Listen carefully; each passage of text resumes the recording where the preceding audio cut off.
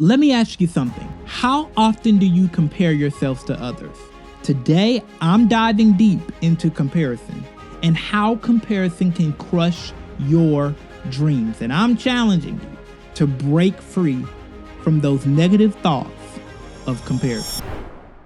You know, people who compare themselves to others are never really bold or loud or vocal about their comparison.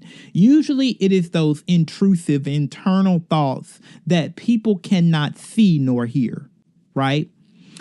Thoughts that suggest that this person has more than me. This person is better than me. This person is ahead of me. Why do they get to have this? And why do they get to do this? And truth is that comparison is a silent dream killer.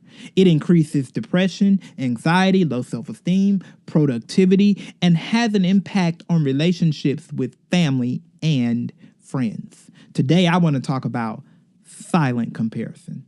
I was reading Genesis chapter 25, verses 27 through 34, and it's a story about Esau and his twin brother Jacob.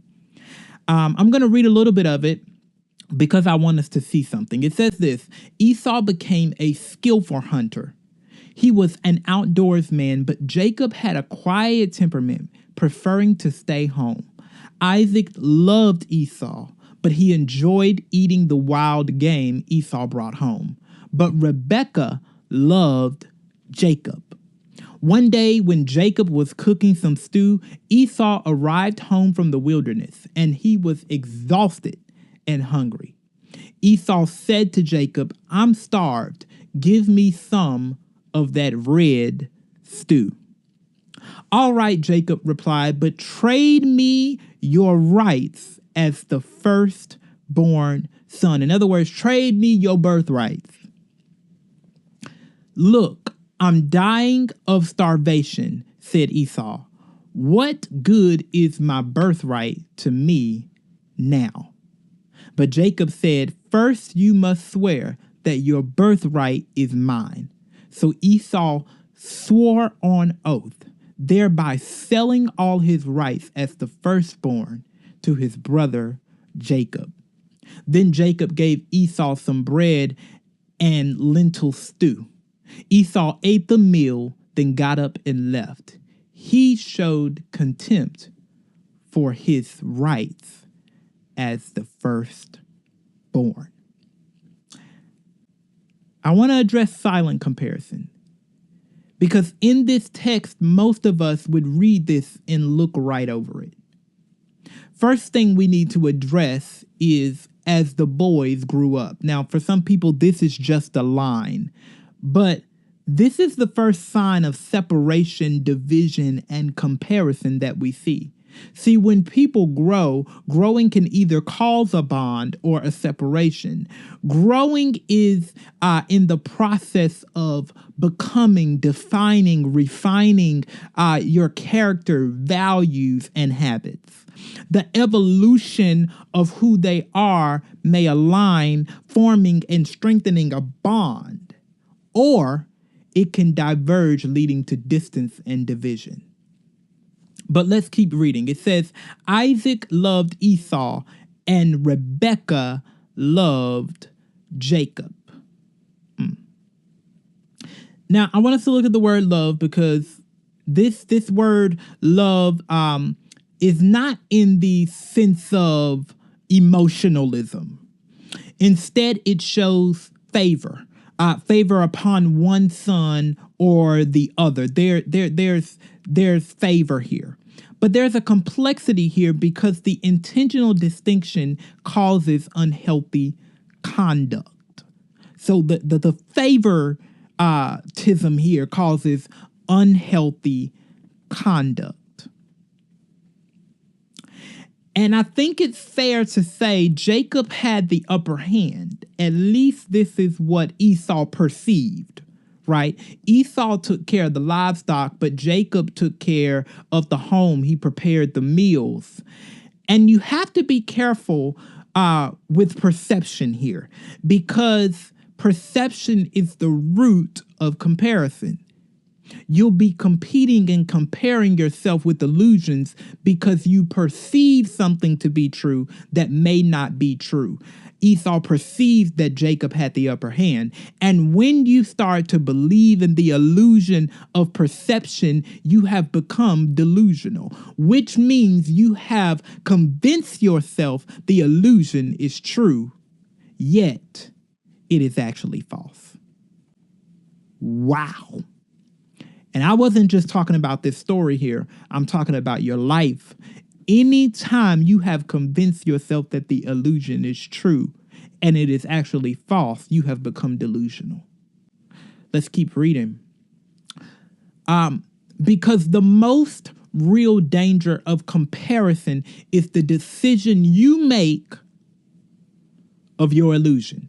Esau traded his birthright. He made a transaction that cost him his birthright. He made a decision based off of the comparison of his illusion.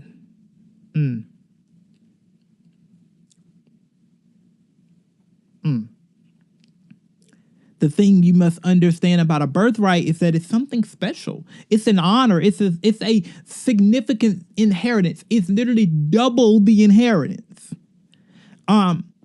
That him being who he was got. Just because of who he was, he got it. Right? And it included, just to kind of give you some context here, it included being like the head family member, like literally being the family leader, spiritually being part of God's redemptive plan. And again, that double portion there. And so I kind of got to thinking, why would Esau compare himself to Jacob if the only way Jacob could prepare food is if Esau brought it home to him? Jacob couldn't even maximize the operation of his gift without Esau bringing him the livestock. Whew, I gotta say it again, y'all, because this is deep. This is deep. This is deep. Man, the only way Jacob could prepare food is if Esau brought it to him. Jacob couldn't maximize the operation of his gift without Esau bringing him the livestock, right? So the complexity of this comparison lies in the fact that that Isaac favored Esau while Rebekah favored Jacob. So think about this, and think about this when you start talking about comparison. So why compare yourself to someone whose success is dependent on what you produce? Y'all, I can't, y'all. I can't.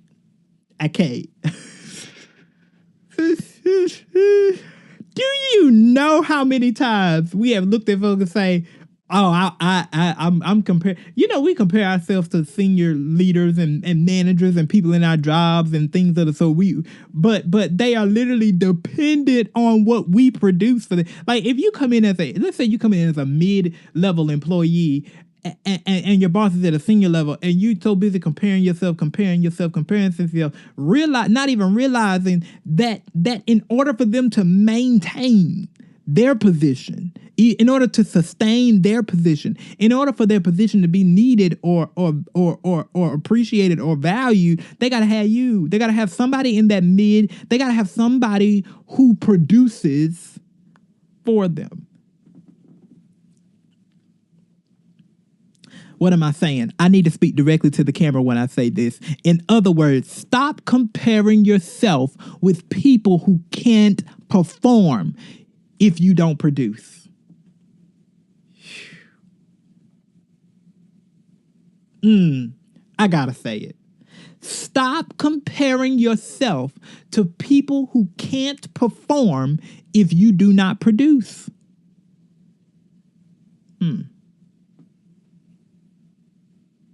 And that is why comparison is sabotaging your dreams right now.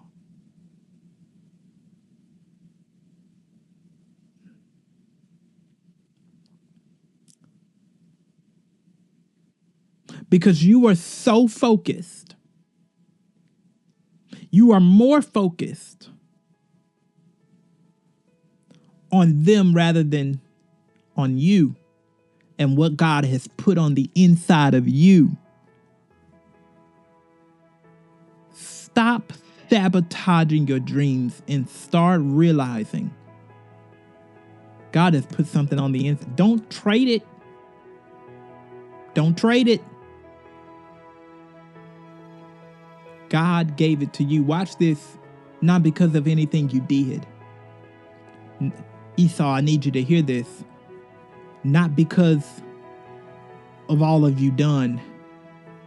Not because one parent favors you over the other. Not because, no, Esau, I'm talking to you, Esau. It's simply because of who you are. Man, Jesus loves you. I do too. Ain't nothing you can do about it. Godspeed.